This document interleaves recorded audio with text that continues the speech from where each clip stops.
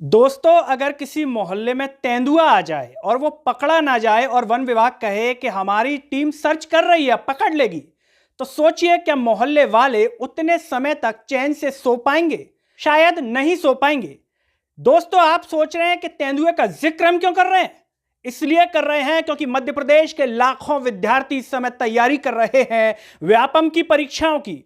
लेकिन जरा याद कीजिए कि कुछ महीने पहले जो व्यापम में कांड हुआ कृषि विस्तार अधिकारी परीक्षा में, क्या व्यापम कांड के वो चोर, वो तेंदुए अभी पकड़े गए हैं या फिर नहीं पकड़े गए? नमस्कार, मैं हूं गिरिराज शर्मा और आप देख रहे हैं सरल टॉक।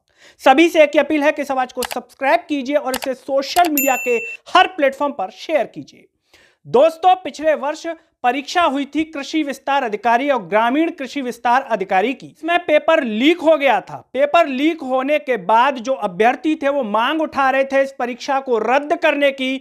परीक्षा रद्द भी हुई, लेकिन जरा सोचिए कि जिन लोगों ने पेपर आउट किया, पेपर लीक किया, जिन बच्चों तक ये पेपर पहुंचा, क्या सलाखों के पीछे कोई भी जुड़ा हुआ शख्स अभी है? क्या वो जांच में आया है सामने? क्या पुलिस ने उसकी गिरफ्तारी की है? क्या व्यापम के ये चोर, ये तेंदुए जब तक गिरफ्त में नहीं आएंगे तब तक लाखों विद्यार्थी इस उम्मीद के साथ जो परीक्षा दे रहे हैं कि हम इस वर्ष चयनित हो जाएंगे, क्या उनकी जिंदगी सुरक्षित है? सोचिए, जब ये तेंदुए खुले रूप में घूम रहे हैं तो व्यापम में कभी भी किसी भी परीक्षा का पेपर आउट कर सकते हैं, फिर से शिकार कर सकते हैं उन अभ्यर्थियों का, उन बच्चों का जो कड़ी मेहनत करते हैं, जो अपने माता पिता के पैसों से तैयारी करते हैं इंदौर और भोपाल जैसे शहरों में। लेकिन उन्हें नहीं मालूम कि कोई तेंदुआ उनके शिकार के लिए तैयार बैठा हुआ है, कोई उन पर झपट्टा मारने के लिए तैयार बैठा हुआ है। लेकिन हमारी सरकार है, जो कि शिवराज सिंह चौहान की सरकार है,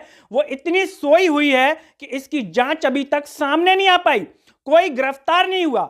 सिर्फ अपना जो है नैतिक कर्तव्य बस निभा दिया कि हमने तो परीक्षा रद्द कर दी है, इसके अलावा कुछ भी नहीं। लेकिन मध्य प्रदेश की सरकार ये सोच पाएगी कि परीक्षा रद्द करने से क्या सब कुछ ठीक हो जाएगा, या फिर जिन्होंने पेपर लीक किया, जब ऑनलाइन सिस्टम हो गया है सब कुछ, उनमें तेंदुए घुस सकते हैं? तो जरा सोचिए, ये फिर से भी घुस सकते हैं क्योंकि ये अभी खुले रूप में घूम रहे हैं।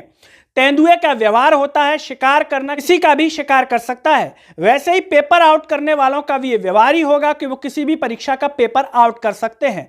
यह तो एक उदाहरण मात्र था जो सामने आया कृषि विस्तार अधिकारी का।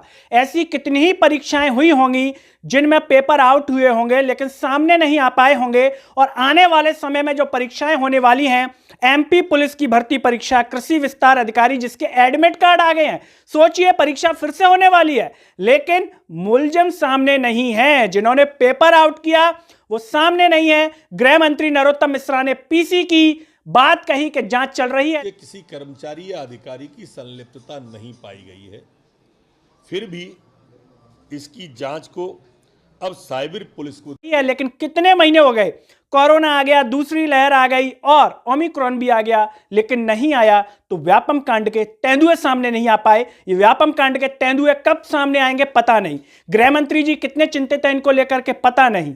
अगर चिंतित होते तो शायद सामने आ चुके होते दोस्तों, लेकिन अब तक नहीं आ पाए हैं।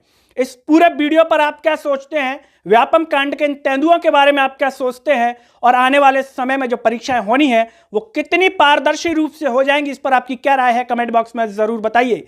चैनल को सब्सक्राइब कीजिए और वीडियो को हर जगह शेयर कीजिए। अगले वीडियो में आपसे फिर होगी मुलाकात, तब तक के लिए मुझे दीजिए इजाजत। नमस्कार।